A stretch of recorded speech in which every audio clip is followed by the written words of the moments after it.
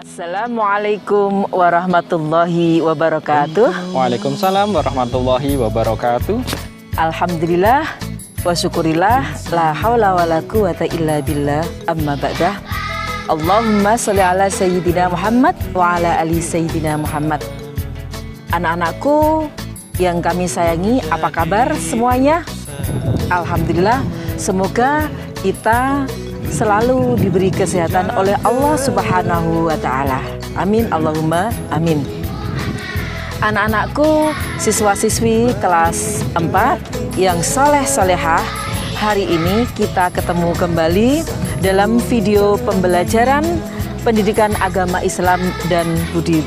Kembali bertemu dengan saya lagi, Ibu Mar'atus Salehah dari SDN Burengan 1 bersama Ustadz Matuki dari SDN Banaran 1. Ya Ustadz ya.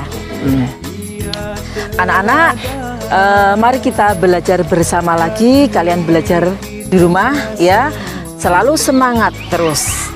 Sebelum melanjutkan ke materi, marilah kita berdoa terlebih dahulu ya. Semoga marilah kita berdoa terlebih dahulu. Monggo Pak Matuki untuk memimpin doa kepada anak-anak. Oke, mari anak-anak. A'udzubillahi minasyaitonirrajim.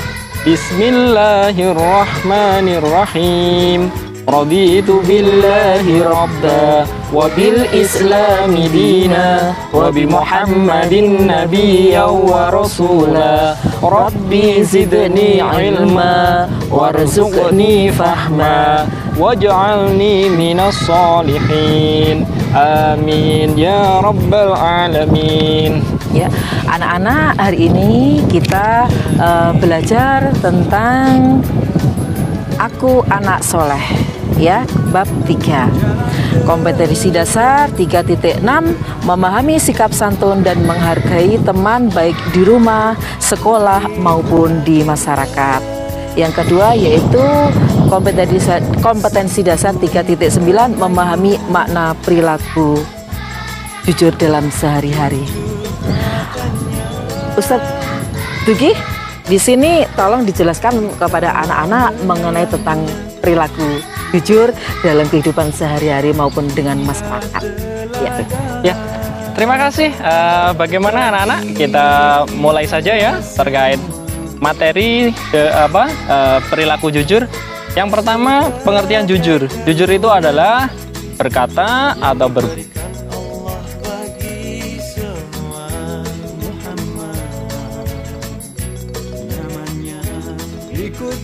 Sebelum lebih lanjut, saya akan memulai dengan bercerita ini tentang Khalifah Umar bin Khattab. Jadi pada suatu malam itu seorang Khalifah Umar bin Khattab itu sedang berjalan di pemukiman di dekat kota Mekah. Di situ menemui gubuk kecil. Di dalamnya itu ada seorang janda dengan satu anak perempuannya. Jadi seorang janda atau ibunya itu berbicara atau berbincang-bincang dengan anaknya. Jadi anaknya berkata seperti ini kepada ibunya, "Bu, besok akan ada pembeli susu dari kambing." Iya. Jadi anaknya berkata kepada ibunya seperti itu.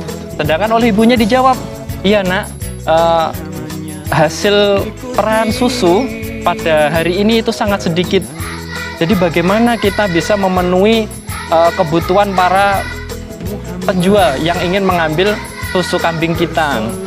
Terus ibunya itu tadi berkata lagi kepada anaknya, "Anakku, bagaimana kalau kita campur susunya itu dengan air?" Jawab anaknya bagaimana? "Jangan Bu, jangan. Itu nanti kita akan membohongi para pembeli yang mengambil susu kita." Terus jawab ibunya, "Nggak apa-apa, kan tidak ada yang tahu. Bahkan Khalifah Umar pun tidak akan tahu." Padahal Khalifah Umar sebenarnya ada di depan rumahnya sedang mendengarkan perbincangan dengan anak tersebut. "Tidak, wahai ibu, di sini meskipun kita di dalam rumah, kita mau mencampur susu itu dengan air, meskipun Khalifah Umar tidak tahu, tapi Allah Maha tahu." Iya. Terus ibu tadi berkata, Khalifah Umar tidak akan tahu. Khalifah Umar itu sekarang berada di istana, tidur dengan pulas, tidak akan merasakan jerih payah atau kita kesusahan di rumah ini. Tapi anaknya itu tadi tetap berkata dengan jujur, berkata dengan sopan, bagus kepada ibunya. Tidak, ibu, meskipun kita melakukan seperti ini, Khalifah Umar tidak tahu, tapi Allah Maha tahu. Atas kejujuran ini, Khalifah Umar langsung pulang. Besoknya mengutus kepada pengawalnya itu datang ke rumahnya, ke rumah anak tersebut. Dengan bermaksud apa? Untuk menikahkan anaknya Khalifah Umar itu dengan putri dari seorang janda itu tersebut. Jadi dari pengertian ini bisa kita tarik bahwa sesuatu atau berkata yang jujur itu pasti akan membawa keberkahan untuk kita. Seperti itu adalah kisah dari Khalifah Umar yang terhadap berbincangan antara seorang ibu janda dengan anaknya. Iya. Gimana anak-anak? Menarik enggak cerita tersebut? Ya, seorang anak gadis yang diajak ibunya untuk apa Pak tadi ya, untuk istilahnya menipu ya, istilahnya menipu, mencampur air dengan susu tersebut ya. Nah, kira-kira perilaku seperti itu boleh atau tidak ya, dan jujur atau tidak? Jelas tidak jujur. Untung anaknya memberi kesadaran kepada seorang ibu tersebut ya, ibunya sendiri. Menarik kan? Nah itu jadi intinya pengertian jujur adalah berkata apa adanya ya, sesuai dengan perbuatannya gitu ya. Oke, lanjutnya mengenai dalil, tentang dalil jujur Ustadz. Oh ya gitu. Di dalam hadis Nabi, Rasulullah bersabda, "Alaikum bisidqi, fa inna sidqa yahdi ilal birri, wa innal birra yahdi ilal jannah." Jadi hendaklah kamu itu berkata atau berbuat jujur, berbuat kejujuran baik dalam perbuatan ataupun perkataan maupun perbuatan.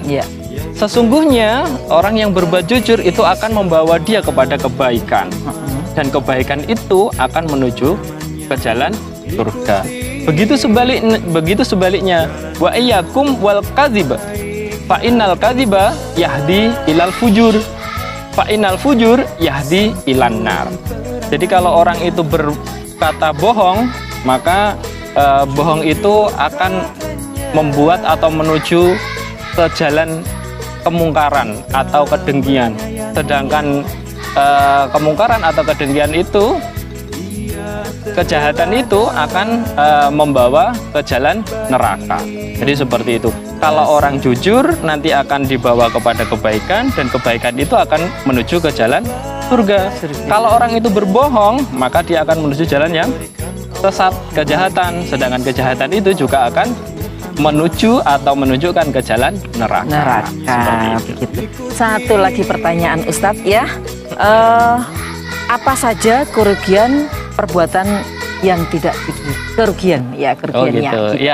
Jadi seperti ini ya anak-anak, kalau kita berkata jujur seperti saya contohkan, misalkan kalau ditanya oleh bapak ibu, anak-anak sudah belajar? Kalau memang belum, ya dijawab aja belum. Kalau sudah, juga dijawab sudah. Misalkan lagi, kalau di situ sampean semua diutus oleh orang tua untuk belanja, ada sisa kembalian uangnya, itu juga dikembalikan kepada orang tuanya. Jangan sampai masuk saku sendiri, masuk saku atau dibelikan jajan, itu yang tidak boleh. Tanpa pengetahuan orang tuanya. Kalau di sekolah juga, nanti kalau suasananya sudah kondusif, sudah normal, pada saat ke sekolah, kalau itu memang misalkan itu barang kamu, ya, maka ya harus diakui itu barangmu. Kalau bukan barang kamu, jangan sampai diambil, apalagi itu nanti dimiliki tanpa sepengetahuan yang punya. Sedangkan kerugiannya apa tadi ditanya oleh Bu Likah? Kerugian orang yang tidak jujur, satu, pasti ini akan dijauhi teman. Yang kedua, tidak disukai oleh orang tua. Bahkan kalau orang yang tidak jujur itu nanti juga tidak akan dipercaya lagi oleh orang lain.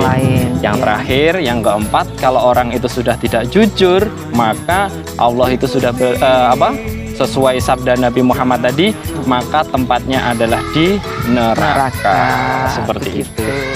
Oke, sebelum kita tutup, kita belajar tepuk anak jujur. Karena materinya jujur ya, diingat-ingat, nanti dipraktekkan di rumah.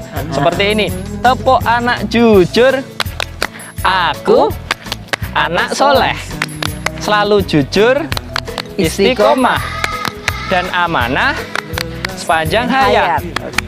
La ilaha illallah Muhammadar Rasulullah. Yes, gitu ya. Oke, terima kasih. Bisa mempraktekkan tepuk jujurnya, belajar di rumah. Oke, anak-anak simpulkan sedikit ya mengenai yang disampaikan oleh Ustadz Duki tentang kejujuran tadi, bahwa buah kejujuran dan kebaikan adalah tempatnya di surga. Dan kebalikannya, jika akibat kedustaan atau suka menipu adalah tempatnya di neraka. Begitu ya. Nah, oke, anak-anak bisa menyimpulkan kira-kira enak berbuat jujur atau tidak jujur. Nah, tempatnya berbeda. Nah, maka dari itu mari berlomba-lomba menuju kebaikan, berlaku tentang sifat jujur. Selain itu juga temannya kita juga banyak dan tidak dijauhi oleh teman. Begitu ya Pak ya? Ya, betul. Oke, terima kasih. Semoga pertemuan lalu bermanfaat untuk kita semua.